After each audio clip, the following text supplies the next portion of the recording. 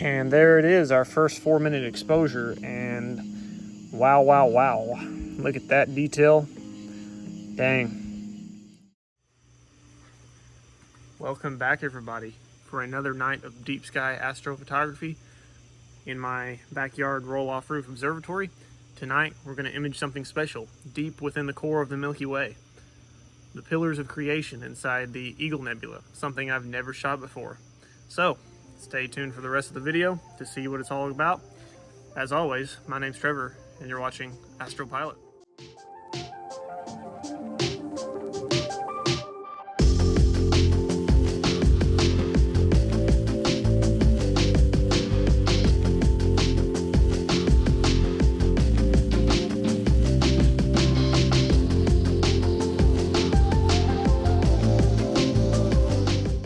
So welcome back, guys. Just outside here in the observatory tonight. The sun is just set. It's starting to get pretty dark, and I've got the rig up and running. Turn the ASI air on, turn the mount on. The mirror is cooling down, and we're gonna fit the 2600 on here. So take this off. I like to keep this weight on here on the focuser to keep everything balanced when I don't have the camera on, because I don't typically keep the camera out here all the time. Just there's no point in it to expose it to these vast temperature differences. So the rotation angle that I'm shooting at tonight, about 20 degrees. So let's stick that in there, rotate it roughly to where I think it should be. Tighten that down and lock the focuser down for the tension. And I'll go ahead and connect everything to my iPad. Get the mount all centered up here. Camera plugged in. And we are good to go. One thing I really love about the Stellar GSO Newtonians, they come stock with a cooling fan, which really speeds up the mirror temperature cooling down process, because on these hot days in the summertime, 95 degrees outside or so, this mirror gets really hot in the daytime. Around 97 degrees is what I've seen it at with a thermometer. And once it starts cooling down outside at night, turn the fan on. It takes about 30 minutes or so for it to cool down to ambient, probably. So really nice feature, really like that. Really speeds up everything. So yeah, it's getting dark out, and we'll be shooting towards the south in the core area of the Milky Way, about 7,000 light years away. That away is the Eagle Nebula. Also tonight, I am using the Optolong L-Extreme dual bandpass narrowband filter. As you've seen with a couple of my images already, I've been dabbling into processing my one-shot color data in the Hubble palette color scheme with that nice vibrant yellow, orange, and those blues for these narrowband images that I've been taking. So probably what I'm going to do with this, probably process both different ways. I really like seeing the difference in the different color palettes like that. But I'll probably do some PixInsight tutorials here coming up. I feel really comfortable with the software now, so I'm really liking it. But yeah, tonight, Optolong L-Extreme 2-inch bandpass, dual narrowband bandpass filter tonight on the Eagle Nebula. Camera's still cooling down, so let's take a look at the iPad, see what we're looking at tonight. All right, getting everything connected. Turn the ASI air on. Start cooling down the camera. Go in here. Got that set at -4, turn the anti-dew on. Wait for that to get cooled down, and we'll get focused and all that good stuff. So this is our field of view, not the exact rotation angle. I'm gonna angle it more to the left a little bit more to frame it up a little better. But the pillars of creation are right inside there. You can't really see it well on the ASI air view, but yeah, that's the location of everything. So yeah, we'll slew there in just a second. And the observatory lighting, as you can see, I've got it turned on red. In the summertime, it's really hard to control the moths and all the other bugs attracted to the light. So I never have much white light on out here because it'll just draw bugs, and I don't want any bugs getting into the tube of the Newtonian here. So red light really preserves your night vision too, so it works out good. So yeah.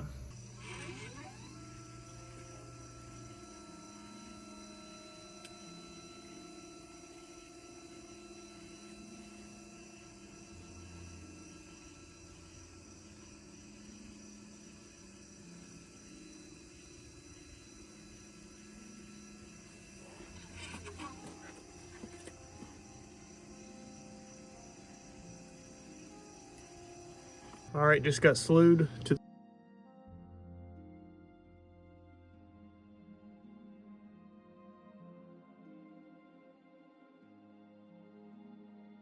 time.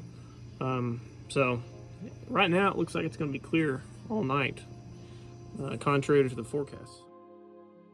All right, here we have the automatic focuser doing its thing here, finding the correct V curve and finding the small star size. Everything's worked well with this, really. Just a few times it's kind of gone a little haywire, but it's all worked itself out for the most part. I really have enjoyed the automatic focuser. It really comes in handy, especially with a steel tube Newtonian with the temperature changes. I have it set to refocus every 1.8 degree change, so it works really nice, keeps the stars nice and tight. And it's finding its final focus point. The next 2 or 3 movements will be the final focus position. Star size is 4, which is good. I accept anywhere between 3 or less, or between 5. If star size is usually over 5, I try to refocus, but works really well. 3.8 right now. And autofocus succeeded, and a star size of 3.8, which is really nice. So we'll go ahead and X out of that. And now we'll take a look at our guiding, clear the last calibration, and start looping our 2-3 second exposures. And we'll dial that back to 2 second exposures. Seeing nice stars with the off-axis guider, the ASCAR M54 off-axis guider. So we'll go ahead and click that. Before we do that, I'll take a test exposure. So first 30-second test shot coming up on the Pillars of Creation, and even on a 5-second exposure, you can even start to see the structure of the pillars there. So really nice, really excited for this. All right. 30-second shot coming up in 2, 1. Wow. No way. That's awesome to see that just in 30 seconds. Wow. That is nice. 30 seconds. I plan on shooting 4-minute exposures tonight with the Extreme. So this will be really nice. Should be. Try to get a few hours on it, a couple at least. Nice. The Pillars of Creation in the Eagle Nebula. So, okay, let's go ahead and get our guiding set up. Go ahead and click that, and it found 4 stars. Multi-star guiding really works out great. So we'll let that calibrate. Go ahead and get our auto run sequence set up. 240-second, 4-minute long exposures, gain 100. We'll repeat as much as we want. Really, I won't be shooting the whole night, so go ahead and hit OK. Meridian flip is turned on, and we're good to go. I'm using older flats and biases already, so I don't have to worry about taking flats. So yeah, everything's going nice and quick tonight. All right, guiding just started. Everything's coming in, and we'll clear that. Get a nice start, get a fresh reading on the RMS error. We'll see how it does. So we can go ahead and start taking our first exposure. Go ahead and hit start, and we are up and running. And it looks like we're starting out around 0.7, which I'm happy with. It'll vary. Some nights I guide worse than others due to seeing conditions, transparency, all that good stuff. I do like to repolar line every few weeks just to double check, because sometimes I do bump into the mount in the observatory too, so polar alignment does have to do a lot with guiding accuracy. But everything looks acceptable for me tonight, so we're going to continue on and collect some time on the Eagle Nebula.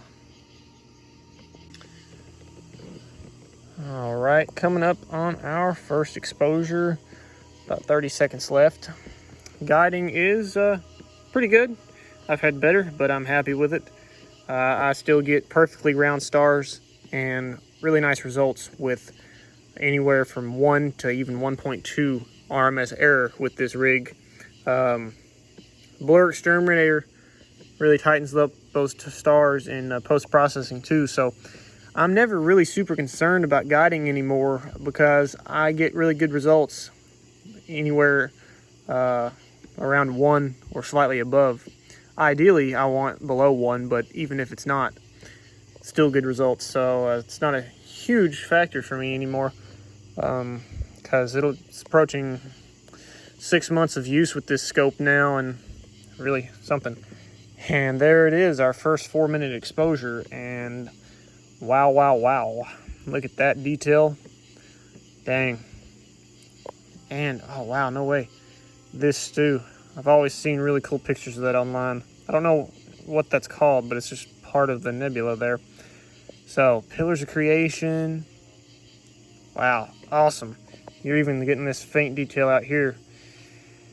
This goes to show you what an 8-inch mirror can do at f5 with an narrowband filter on a color camera. And I mean, it's relatively, it's lower in the sky, but not too low. Nothing like the Lagoon Nebula. But yeah, great results so far, so we're going to continue on shooting through the night. Alright guys, so we're up and running. Everything's going good, and there's nothing else really left to talk about, so you'll see the image of the pillars of creation here at the end of the video. Stay tuned. Hopefully it'll turn out well. Really enjoy using the new Hubble palette color technique with a lot of these images, so probably show both in natural color and Hubble palette in this image, depending on how I process it when it's all done. But yeah, perfect clear night out here, looking straight up at Vega, Deneb, and Altair right now. Great time of the year for astrophotography. Looking into the core of the galaxy, thousands of light years away, into these emission nebula like the Eagle and the Trifid and the Lagoon, all those good summertime targets. So yeah, that's about all I've got for you guys. Really loving the 8-inch Newtonian 1000mm focal length. Everything with this rig has been working great. So yeah,